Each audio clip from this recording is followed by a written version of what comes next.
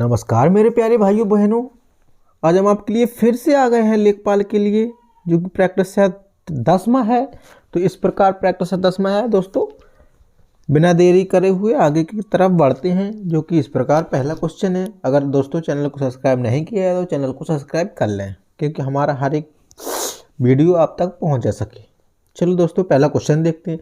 पहला क्वेश्चन में दोस्तों लिखा है कि ग्रामीण शब्द की व्याख्या में लैंडिस ने निम्न में से किस तत्व का चर्चा नहीं की है। तो दोस्तों कौन से तत्व की चर्चा नहीं की?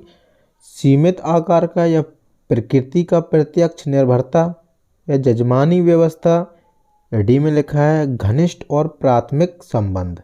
तो दोस्तों इसका राइट आंसर कौन सा हो जाएगा? इसका राइट आंसर हो जाएगा ऑप्शन नंबर सी, जजमानी व्यवस्था।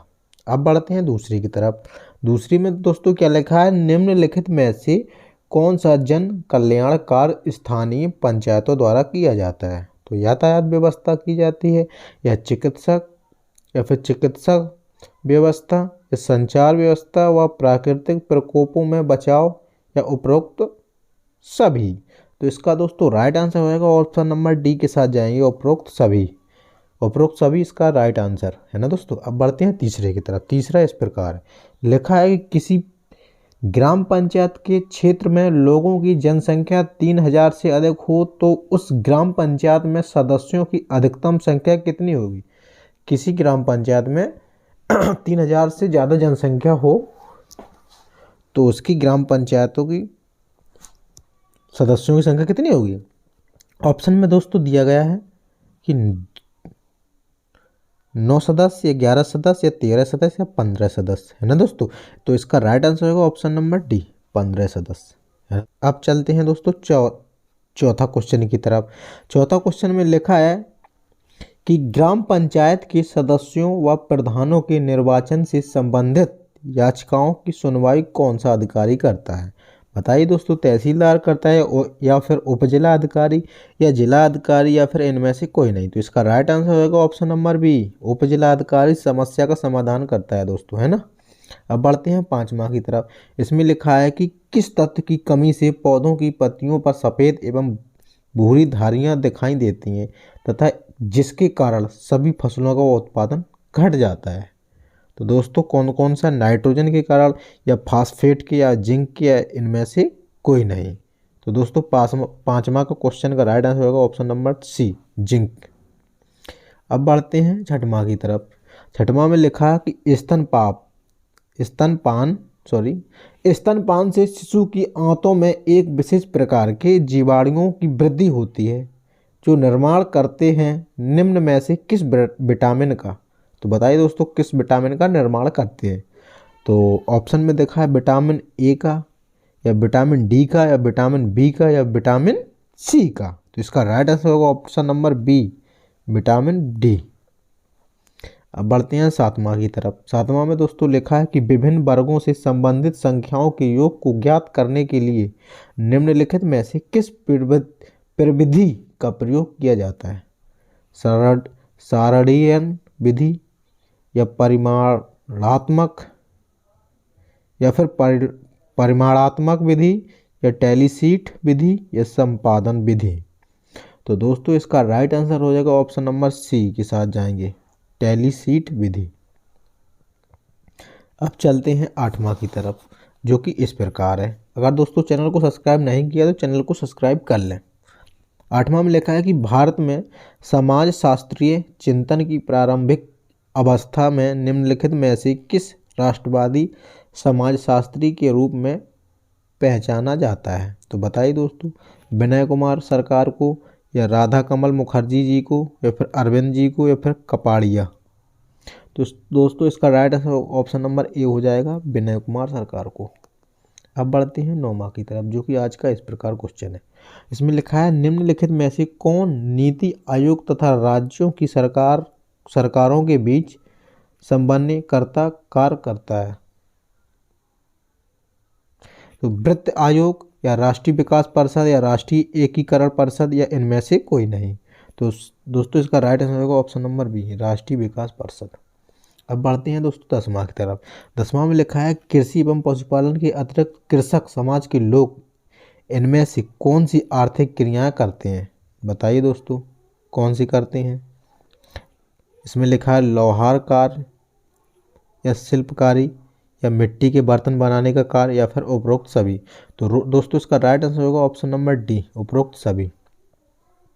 आप चलते हैं 11वां की तरफ। 11वां में लिखा है कि निम्नलिखित में से कौन सा सामाजिक विकास का उपयुक्त सूचक नहीं है? तो कौन सा नहीं है? सामाजिक समरसता या निर्धनता के विरुद्ध संघर्षण, समाज में उचित स्थान या प्रक्षत्र बेरोजगारी में कमी। तो दोस्तों इसका राइट आंसर होगा ऑप्शन नंबर डी। क्या हो जाएगा? Option number D. अब चलते हैं 12वां की तरफ। दोस्तों 12वां में लिखा है कि रानीपुर वन्य जीव विहार किस जनपद में स्थित है? ललितपुर में या चित्रकूट में या महोबा में या फिर लखनऊ में है? कहाँ है दोस्तों? इसका राइट आंसर होगा ऑप्शन नंबर बी, चित्रकूट में, रानीपुर वन्य जीव विहार। अब बढ़ते हैं 13वां की तरफ। 13वां में लिखा है भारत में जनपद के राजस्व संग्रहण का सर्वोच्च अधिकारी कौन होता है? जिलाधिकारी या जिला राजस्व अधिकारी या कोषाधिकारी या अतिरिक्त जिलाधिकारी वित्त एवं राजस्व। तो दोस्तों कौन सा हो जाएगा? इसका ऑप्शन नंबर होगा ए, जिला अधिकारी। अब चलते हैं 14वां क्वेश्चन की तरफ। इसमें लिखा विशुद्ध अनुसंधान के बारे में कौन सा कथन सत्य है?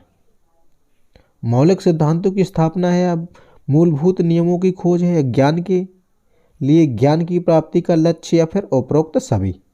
तो दोस्तों इसका राइट आंसर होगा ऑप्शन नंबर डी, उपरोक्त सभी।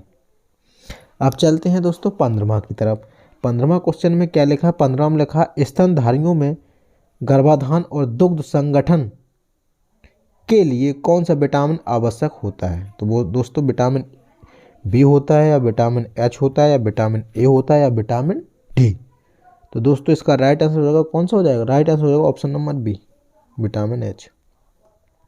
अब चलते हैं 16वां क्वेश्चन की तरफ। 16वां क्वेश्चन में लिखा है कि हरित क्रांति को अमली जामा पहनाने का श्रेय निम्नलिखित में से किस कृषि वैज्ञानिक को दिया गया? डॉक्टर मार्शल या डॉक्टर आर्गबर्न या डॉक्टर नॉर्मन बोरलॉग या फिर डॉक्टर एस.आर. देसाई। तो दोस्तों इसका राइट आंसर हो जाएगा option number C, doctor Norman Borlaug. अब चलते हैं 17वां की तरफ। 17वां में दोस्तों लिखा है कि भारतीय माप में 4 अंगुल एक गिरह है होता, परंतु 16 गिरह कितने गज के बराबर होता? तो दोस्तों इसमें लिखा है 1 गज के या 4 गज के या 3 गज के या 2 गज के। तो इसका राइट आंसर हो जाएगा 1 गज। अब चलते हैं 18वां की तरफ।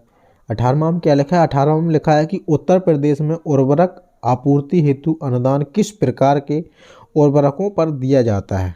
केवल पोटेशिक या फिर केवल फास्फेटिक या पोटेशिक एवं फास्फेटिक दोनों प्रकार के उर्वरकों पर, नत्रजनधारी उर्वरकों पर। तो दोस्तों इसका राइट आंसर होगा option number C, option number C दोस्तों है। अब बढ़ते हैं आगे की तरफ 19वां की तरफ। 19वां में दोस्तों लिखा है, क्या लिखा है? Prof M S Swaminathan Bharat में किस क्रांति के जन्मदाता के रूप में माने जाते हैं? बताइए। श्वेत क्रांति या हरित क्रांति या नीली क्रांति या पीली क्रांति, है ना दोस्तों? तो इसका राइट आंसर होगा ऑप्शन नंबर बी, हरित क्रांति। अब बढ़ते हैं दोस्तों इसी क्रम में 20वां क्वेश्चन की तरफ, जो कि 20वां क्वेश्चन हमारा इस प्रकार है। इसमें लिखा है कि निम्नलिखित में से कौन सी पशु समाज की विशेषता नहीं है? तो दोस्तों कौन सी पशु समाज की विशेषता नहीं है? सभी, ऑप्शन नंबर ए में लिखा है कि सभी कार्य अपने स्वयं के अनुभवों द्वारा करना या प्रत्यक्ष सीख के द्वारा कार्य करना या फिर शारीरिक शक्ति के आधार पर दूसरों पर प्रभुत्व स्थापित करना, समूह के निर्णयों को महत्व देना। तो दोस्तों इसका राइट आंसर हो जाएगा ऑप्शन नंबर ए, सभी कार्य अपने स्वयं के अनुभवों द्वारा करना। अब चलते हैं 21वां की तरफ। 21वां में लिखा है कि मिट्टी का कटाव सर्वाधिक किस प्रकार की मिट्टी में होता है? जो मिट्टी का कटाव होता है ना, तो सर्वाधिक किस मिट्टी में कटाव होता है? पानी का कटाव होता है ना, तो किस मिट्टी में सर्वाधिक होता है? ऑप्शन नंबर में दिया है बुलई मिट्टी या सिल्टी मिट्टी या मटियार मिट्टी या उपरोक्त सभी, है ना दोस्तों? तो इसका राइट आंसर होगा ऑप्शन नंबर ए, बुलई मिट्टी। अब बढ़ते हैं 22वां की तरफ। 22वां में दोस्तों लिखा है कि उत्तर प्रदेश में उच्च न्यायालय के मुख्य न्यायाधीश की नियुक्ति कौन करता है, मतलब डॉट डॉट डॉट दिया है। तो प्रधानमंत्री करता है, या भारत का राष्ट्रपति करता है, या सर्वोच्च न्यायालय का मुख्य न्यायाधीश करता है, या राज्यपाल करता है। तो दोस्तों इसका राइट आंसर होगा भारत का राष्ट्रपति जी करते हैं। तो प्रेजेंट टाइम में राष्ट्रपति जी कौन है? श्री रामनाथ कोविंद जी। अब बढ़ते हैं दोस्तों 23वां क्वेश्चन की तरफ। 23वां क्वेश्चन में लिखा है गोरखपुर की किस ग्राम पंचायत में आज़ादी के बाद पहली बार वोट पड़े? ढिठौना, गोपालपुर, गौरा या फिर मानिकपुर। तो दोस्तों इसका राइट आंसर होगा ऑप्शन नंबर ए। अब बढ़ते हैं 24वां क्वेश्चन की तरफ, जो कि इस प्रकार है। इसमें लिखा है कि वार्षिक क्रम और वर्षोत्तर पर फसल उगाने की व्यवस्था को क्या कहते हैं? बताइए दोस्तों, अगर पता हो, अगर नहीं पता हो तो जान लीजिए। इसमें लिखा है कि फसल रोपण सूचकांक, या फसल रोपण प्रभाव, या फसल रोपण विधि, फसल रोपण अनुक्रम। तो दोस्तों इसका राइट आंसर हो जाएगा ऑप्शन नंबर डी, फसल रोपण अनुक्रम।